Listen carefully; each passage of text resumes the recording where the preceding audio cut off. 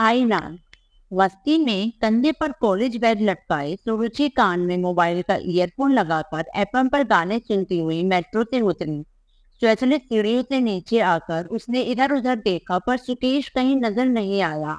अपने बालों में हाथ फेरती सुरुचि मन ही मन सोचने लगी कि सुकेश कभी भी टाइम पर नहीं पहुंचता है, हमेशा इंतजार करवाता है। आज फिर लेट। गुस्से से भरी सुरुचि ने फोन मिलाकर अपना सारा गुस्सा सुकेश पर उतार दिया। बेचारा सुकेश जवाब भी नहीं दे सका। बस इतना कह पाया, ट्रैफिक में फंस गया हूँ। सुरुचि फोन पर ही सुकेश को एक छोटा बालक समझकर डांटती रही और बेचारा सुकेश चुपचाप डांट सुनता रहा।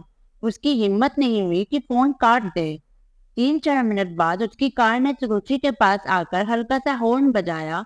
गर्दन झटककर सुरुचि ने कार का दरवाजा खोला और उसमें बैठ गई। लेकिन उसका गुस्सा शांत नहीं हुआ। जल्दी नहीं आ सकते थे? जानते हो, अकेली खूबसूरत जवान लड़की सड़क के किनारे किसी का इंतजार कर रही हो तो आते जाते लोग कैसे घूर कर देखते हैं। कितना अजीब लगता है।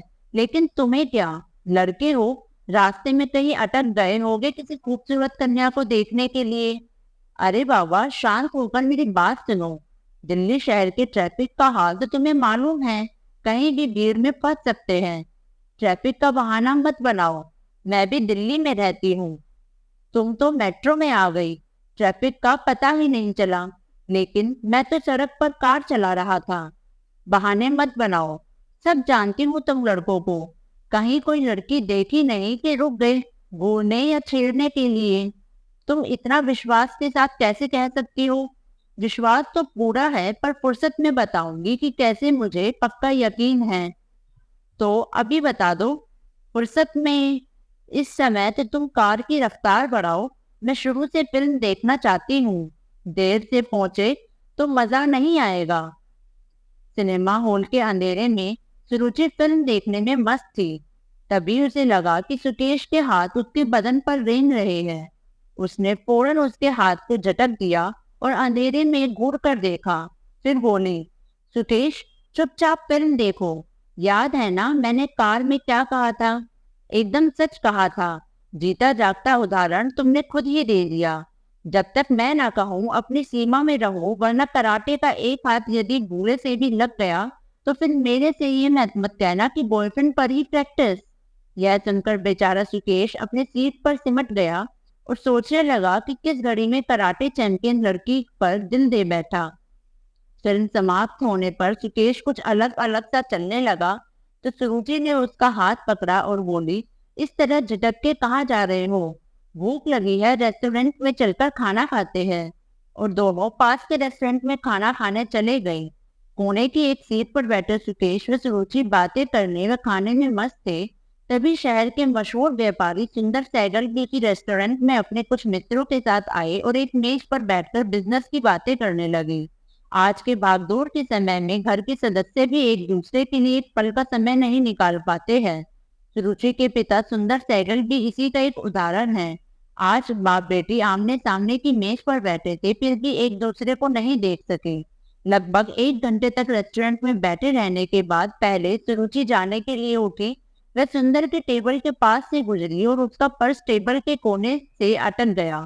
जल्दी से पर्स छुड़ाया और सॉरी अंकल कहकर सुकेश के हाथ में हाथ डाले निकल गई। उसे इस बात का एहसास ही नहीं हुआ कि टेबल पर बैठे अंकल और कोई नहीं, उसके पिता सुंदर सहगल थे। लेकिन पिता ने देख लिया कि वह उसकी बेटी है। अपने को नियंत्रण में रखकर वह बिजनेस डील पर बातें करते रहे। उन्होंने यह जाहिर नहीं होने दिया कि वह उनकी बेटी थी। रेस्टोरेंट से निकलकर सुंदर सीधे घर पहुंचे। उनकी पत्नी सोनिया कहीं बाहर जाने की तैयारी कर रही थी। मेकअप करते हुए सोनिया ने पति से पूछा, क्या बात है, दोपहर में कैसे आना हुआ? तबीयत तो ठीक है ना? हाँ ठीक है। तबीयत ठीक है तो इतनी जल्दी? कुछ बात तो है। आपका घर लौटने का समय रात 11 बजे के बाद ही होता है। आज क्या बात है? कहाँ जा रही हो? किटी पार्टी में। और कहाँ जा सकती हूँ? एक सफल बिजनेसमैन की बीवी और क्या कर सकती है? किटी पार्टी की चक्कर कम करो और घर की तरफ ध्यान देना शुरू करो। आप तो हमेशा व्यापार में डूबे रहते हैं। यह अचानक घर की तरफ ध्यान कहाँ से आ गया? अब समय आ गया है कि तुम सुरुचि की ओर ध्यान देना शुरू कर दो। आज उसने वह काम किया है जिसकी मैं कल्पना नहीं कर सकता था। मैं समझी नहीं। उसने कौन सा काम कर दिया, खुलकर बताइए। क्या बताऊं? कहाँ से बात शुरू करूं? मुझे तो बताते हुए भी शर्म आ रही है। मेरी समझ में कुछ नहीं आ रहा कि आप क्या बताना चाहते हैं। सोनिया, जो अब तक मेकअप में व्यस्त थी, पति की तरफ पलटकर उत्सुकता वक्ष देखने लगी। सोनिया, तुम्हारी बेटी के रंग ढंग आजकल सही नहीं है। सुंदर सहगल तमतमाते हुए बोले। खुल्लम खुल्ला एक लड़की के हाथ में हाथ डाले शहर में घूम रही है। उसे इतना भी होश नहीं था कि उसका बाप सामने खड़ा है। कुछ देर तक सोनिया सुंदर को घूरती रही, फिर बोली, देखिए, आपकी ये नाराजगी और क्रोध सेहत के लिए अच्छा नहीं है। थोड़ी शांति के साथ इस विषय पर सोचे और धीमी आवाज में बात करे। इस पर सुंदर सैगल का पारा 7वें आसमान पर पहुंच गया। चेहरा लाल हो गया और ब्लड प्रेशर ऊपर हो गया। सोनिया ने पति को दवा दी और सहारा देकर बिस्तर पर लिटाया। खुद का किटी पार्टी में जाने का प्रोग्राम कैंसिल कर दिया। सुंदर को चैन नहीं था। उसने फिर से सोनिया से रुचि की बात शुरू कर दी। अब सोनिया, जो इस विषय को टालना चाहती थी, ने कहना शुरू किया, आप इस बात को इतना तोड़ क्यों दे रहे हैं? मैं सुकेश से मिल चुकी हूँ। आजकल लड़का लड़की में कोई अंतर नहीं है। कॉलेज में एक साथ पढ़ते हैं, एक साथ रहने घूमने फिरने में कोई एतराज नहीं करते। और फिर मुझे अपनी बेटी पर पूरा भरोसा है कि वह कोई गलत काम कर ही नहीं सकती है। मैंने उसे पूरी ट्रेनिंग दे रखी है। आपको मालूम भी नहीं है, वह कराटे जानती है और 2 बार मंचलों पर कराटे का इस्तेमाल भी कर चुकी है। सोनिया, तुम सुरुचि के गलत काम में उसका साथ दे रही हो। सुंदर सहगल ने तमतमाते हुए बीच में बात काटी। मैं आपसे बार बार शांत होने के लिए कह रही हूँ और आप एक ही बात को रटे जा रही हैं। आखिर वह है तो आपकी ही बेटी, तो आपसे अलग कैसे हो सकती है? आप अपने जवानी के दिनों को याद कीजिए। 25 साल पहले आप क्या थे? एक अमीर बाप की बिगड़ी औलाद जो महज मौज मस्ती के लिए कॉलेज जाता था। आपने कभी कोई क्लास भी अटेंड की थी? याद करके बता सकते हैं मुझे? तुम कहना क्या चाहती हो? वही जो आप मुझसे सुनना चाह रहे थे। आपको आपका ज्यादातर समय लड़कियों के कॉलेज के सामने गुजरता था। आपने कितने लड़कियों को छेड़ा था, शायद गिनती भी नहीं कर सकते। मैं भी उन्हीं में से एक थी।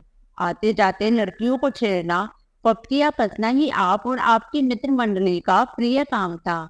छटे हुए गुंडे थे आप सब, इसलिए हर लड़की घबराती थी और मेरा तो जीना ही हराम कर दिया था आपने।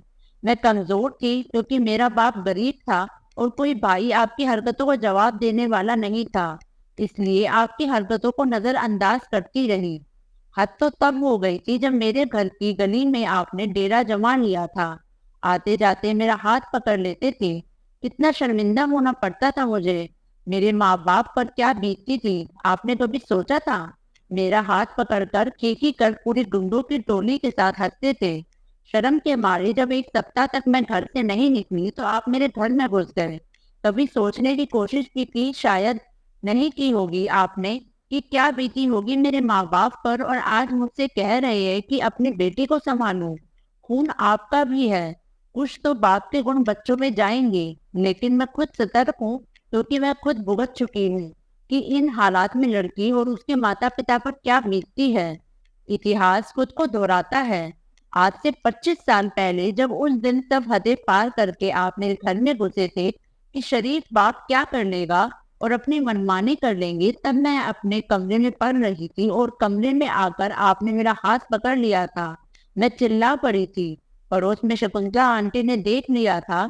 उनके शोर मचाने पर आसपास की सारी औरतें जमा हो गई थी। जमकर आपकी धुनाई की थी। शायद आप उस घटना को भूल गए होंगे, लेकिन मैं आज तक नहीं भूली हूँ। मोहल्ले की औरतों ने आपकी चप्पलें, जूतों, झाड़ू से जमकर पिटाई की थी। सारे कपड़े फट गए थे, नाक से खून निकल रहा था और आपको पिटता देख आपके सारे चमचे दोस्त भाग गए थे। और उस अधमरी हालत में घसीटते हुए सारी औरतें आपको इसी घर में लाई थी। ससुर जी भागते हुए दुकान छोड़कर घर आए और आपकी करतूतों के लिए सर झुका लिया था। लिखित माफी मांगी थी। कहो तो अभी मैं माफीनामा दिखाऊं? अभी तक संभाल कर रखा है। सुंदर सैंडल कुछ बोल नहीं सके और ढंग से बिस्तर पर बैठ गए। सोनिया उनके अतीत का आईना सामने जो रख दिया था। सच कितना कड़वा होता है, शायद इस बात का अंदाजा उन्हें आज हुआ। आज इतिहास करवट बदलकर सामने खड़ा है। खुद अपना चेहरा देखने की हिम्मत नहीं हो रही है। सुध-बुध खोकर वे शून्य में गुम हो चुके थे। सोनिया क्या बोल रही हो? उनके कान से नहीं सुन रहे थे, लेकिन सोनिया कहे जा रही थी, आप सुन रहे हैं ना? चोटग्रस्त होने की वजह से 1 हफ्ते तक आप बिस्तर से नहीं उठ सके थे। जो बदनामी आपको आज याद आ रही है, वे मेरे पिता और ससुर जी को भी आई थी। बदनामी लड़के वालों की भी होती है। एक गुंडे के साथ कोई अपनी लड़की का ब्याह नहीं कर रहा था। चारों तरफ से नकारने के बाद सिर्फ 2 ही रास्ते थे आपके पास।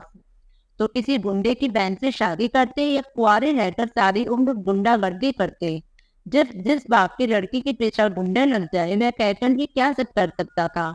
शत्रुजी ने जब सब रास्ते बंद देखकर मेरा हाथ मेरे पिता से मांगा, तो मजबूरी से दबकर एक गुंडे को न चाहते हुए भी उन्हें अपना दामाद स्वीकारना पड़ा। कहते कहते सोनिया भी पलंग का पाया पकड़कर चिपक कर रोने लगी। बात तो सच है, जवानी की रवानी में जो कुछ किया जाता है उसको भूलकर हम सभी बच्चों से एक आदर्श व्यवहार की उम्मीद करते हैं। क्या अपने और बच्चों के लिए अलग आदर्श होने चाहिए? कदापि नहीं। पर कौन इसका पालन करता है? सुंदर सहगल तो केवल एक पात्र है जो हर व्यक्ति चितार्थ करता है। दोस्तों, अगर आपको यह कहानी अच्छी लगी तो इसे लाइक, शेयर और कमेंट जरूर करें और हमारे चैनल को सब्सक्राइब करें। धन्यवाद।